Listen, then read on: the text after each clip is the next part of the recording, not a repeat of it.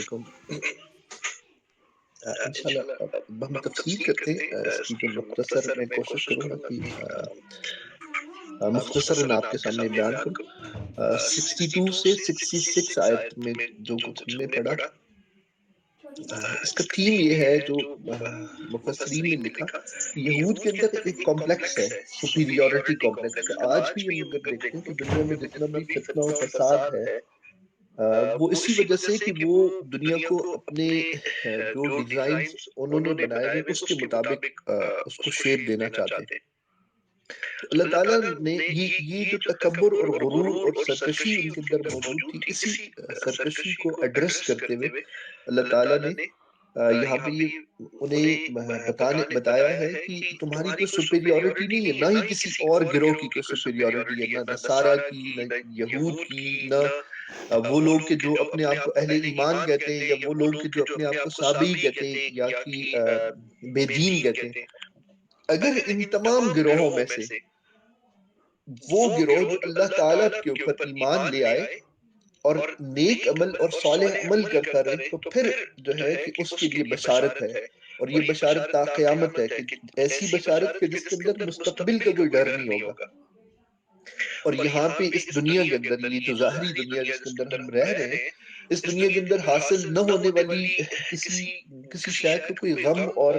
پریشانی اور حسرت نہیں ہوگی۔ تو فرمایا نا الا ان اولیاء اللہ لا خوف علیہم ولا هم يحزنون، بالکل اسی طرح سے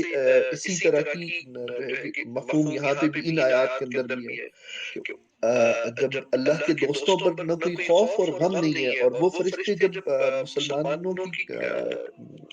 روح نکالنے کے وقت حاضر ہوتے ہیں، حضرت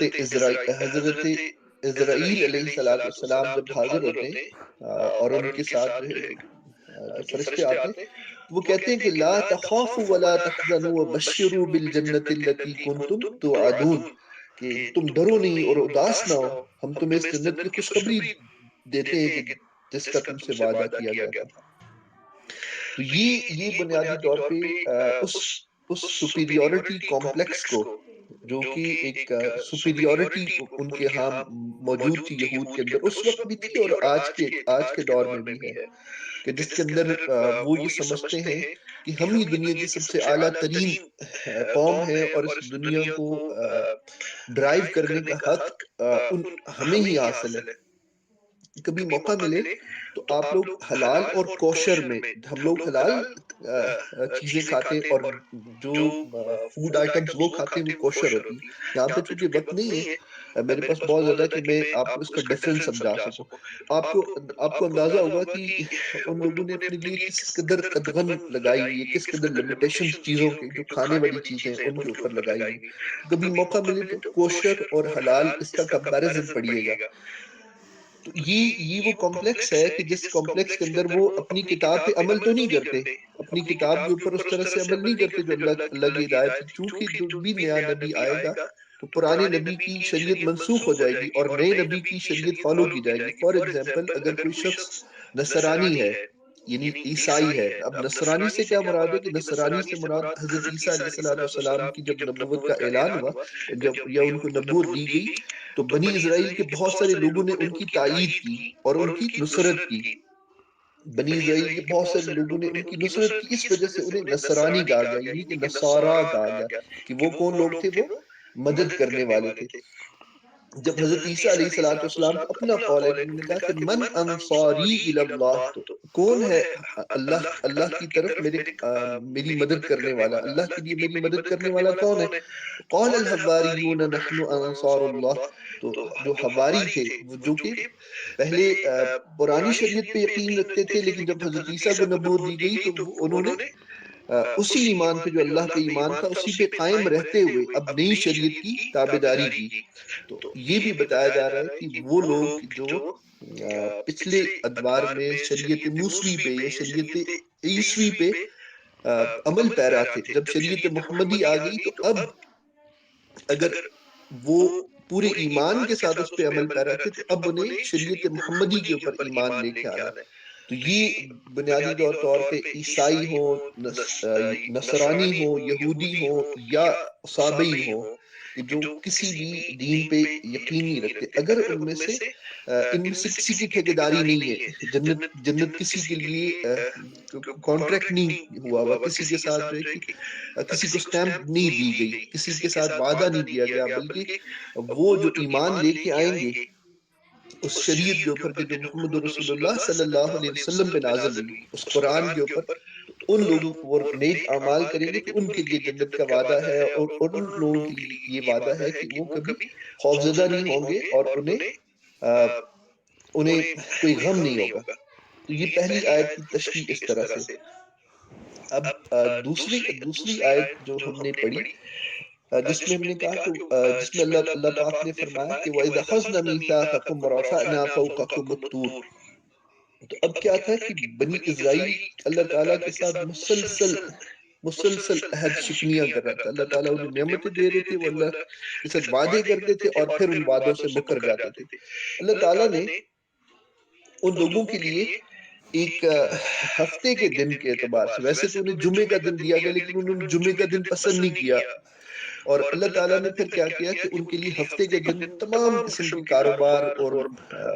تمام قسم کا بزنس جو ہے کہ وہ منع فرما دیا، اور کہا کہ اس روز تم خالصتاً اللہ تعالیٰ کی عبادت کرو گے، اور ان کے اوپر شکار کو منع کر دیا۔ تو کیا ہوا کہ کچھ عرصہ تو ان کا اسی طرح سے گزرا، لیکن کچھ عرصے کے بعد ان میں سے ایک شخص نے یہ کیا کہ دریا کے کنارے پر اس نے ایک گڑھا بنایا اور اس میں سے ایک روٹ بنا دیا، دریا کا پانی اس میں آتا تھا اور مچھلیاں اس کے اندر آ جاتی تھی، اور وہ جا کے سنڈے کے دن، اتوار کے دن جا کے ان مچھلیوں کو پکڑ لیتا تھا۔ دیکھا دیکھی اور بھی لوگوں نے یہی کام شروع کر دیا۔ اب جب اس قوم کے بنی اسرائیل کے نیک لوگوں نے انہیں منع کیا کہ تم یہ کام کیوں کر رہے ہو، اللہ تعالیٰ نے تو ہفتے کے دن تمہیں کوئی کام کرنے سے منع فرمایا سوائے اپنی عبادت کی، تو تم شکار کیوں کر رہے ہو ہفتے کے دن؟ تو انہوں نے کہا، وہ کہنے لگے کہ ہم ہفتے کے دن شکار تو نہیں کرتے، ہم تو سنڈے کے دن جا کے مچھلیاں پکڑتے ہیں۔ اب کیا ہوا کہ جو نیک لوگ تھے وہ ان لوگوں سے الگ ہونے لگے، لیکن بہت سارے بد لوگ جو تھے وہ ان کے ساتھ شامل ہونے لگے۔ اس طرح سے دو گروپ بن گئے۔ ایک تیسرا گروپ بھی تھا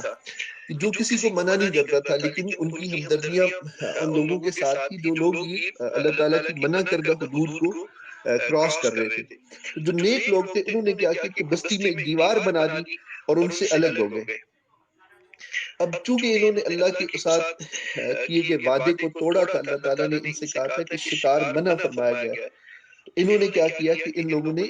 شکار کیا اس روز، یعنی کہ انہوں نے وہ روٹس بنائے، اس میں سے مچھلیاں آتی تھی اور ٹریپ کر کے اگلے روز انہیں پکڑ لیتے، کہتے، اور یہ کہتے بڑے چالاک بن گئی، کہتے کہ ہم نے تو اللہ تعالیٰ کی بالکل بھی نافرمانی نہیں کی۔ اللہ تعالیٰ نے پھر کیا کیا کہ جو لوگ الگ ہو چکے تھے ان سے، ان لوگوں نے رستے بنائے ہوئے تھے، دو دروازے بنائے ہوئے تھے۔ ایک روز جو نیک لوگ تھے وہ اٹھتے ہیں تو دیکھتے ہیں کہ دوسری طرف سے کوئی آوازیں نہیں آ رہی، اور جب یہ آوازیں مسلسل نہیں آئیں، ایک وقت گزر گیا تو انہوں نے دیواروں پہ چڑھ کے دیکھا تو اس دوسری طرف جو بستی تھی جو بد لوگوں کی تھی، جنہوں نے اللہ کی حدود کو توڑا تھا، اللہ تعالیٰ کی منع کردہ یا مقرر کردہ حدود کو کراس کیا تھا، وہ لوگ اللہ تعالیٰ نے تمام کے تمام مرد اور عورتیں دم والے بندر بنا دیے، ٹیلز تھی۔ حضرت قتادہ رضی اللہ تعالیٰ عنہ رحمۃ اللہ علیہ فرماتے ہیں کہ یہ لوگ ایسے منکیز بنائے گئے کہ جن کے ساتھ ٹیلز تھیں، اور آسمان سے ایک آواز آئی کہ تم سب بندر بن جاؤ، اور وہ تمام کے تمام جو ہے کہ وہ بندر بن گئے۔ اب یہ ہوا کہ جو لوگ انہیں منع نہیں کرتے تھے بلکہ خاموش رہتے تھے، وہ بھی ان کے ساتھ جو ہے کہ ان کو بھی بندر بنا دیا گیا۔ مفسرین لکھتے ہیں، حضرت ابن عباس فرماتے ہیں کہ تھوڑی مدت کے اندر یہ تمام لوگ ہلاک ہو گئے اور ان کی نسل آگے نہیں بڑھی۔ اور حضرت ابن عباس فرماتے ہیں کہ 3 دن سے زیادہ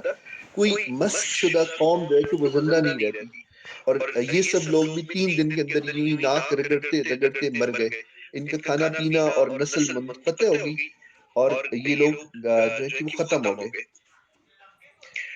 یہ جو ہے دوسری آیت جس کے اندر اب کیا ہوا کہ اللہ تعالیٰ نے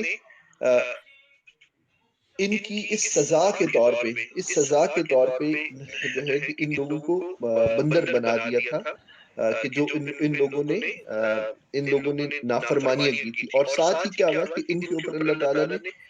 جو ان میں سے جو لوگ بچ گئے تھے ان لوگوں کے اوپر اللہ تعالیٰ نے احد پہاڑ کو کھڑا کر دیا، احد پہاڑ کو کھڑا کر دیا اور بالکل اوپر لے کے آ گئے. تو یہ لوگ سجدے میں گر گئے اور دیکھ رہے اوپر تھے کنکیوں کے ساتھ ٹیڑھی آنکھیں کر کے کہ کہیں ایسا نہ ہو کہ باقی یہ پہاڑ ہم پہ گر جائے، اور معافیاں مانگنے لگے. تو اللہ تعالیٰ نے پھر انہیں معاف کر دیا، لیکن ساتھ ہی اللہ تعالیٰ نے انہیں سخت تنبیہ فرمائی، سخت تنبیہ فرمائی، اور اللہ تعالیٰ نے فرمایا ان سے کہ خذوا ما آتیناکم بقوہ، اور جو ہم نے تمہیں دیا اس کو مضبوطی سے پکڑو اور یاد رکھو کہ جو کچھ اس کے اندر لکھا ہوا ہے، تاکہ تم جو ہے کہ وہ تقوی اختیار کرنے والے بن جاؤ. یہ مختصر سی تفسیر تھی. شاید بھائی انشاءاللہ جب ہوں گے وہ اس کو بھی ساتھ میں ریکویسٹ کروں گا کہ وہ اس واقعے کو بھی ساتھ کور کریں. میری ان آیات کے اوپر تفسیر کے اعتبار سے بہت زیادہ گرپ نہیں ہے. شکیل بھائی سے کہوں گا کہ جو چیزیں مجھ سے رہ گئی وہ اس میں کور کر دیں. یہ ریکویسٹ ہے شکیل بھائی سے. السلام علیکم ورحمۃ اللہ. وعلیکم السلام ورحمۃ اللہ. جی شکیل بھائی، اگر وارث بھائی کرنا چاہتے ہیں شامل تو جی ٹھیک ہے. وارث بھائی آ جائیں ذرا آپ میدان میں، اللہ آپ کو جزائے خیر دے.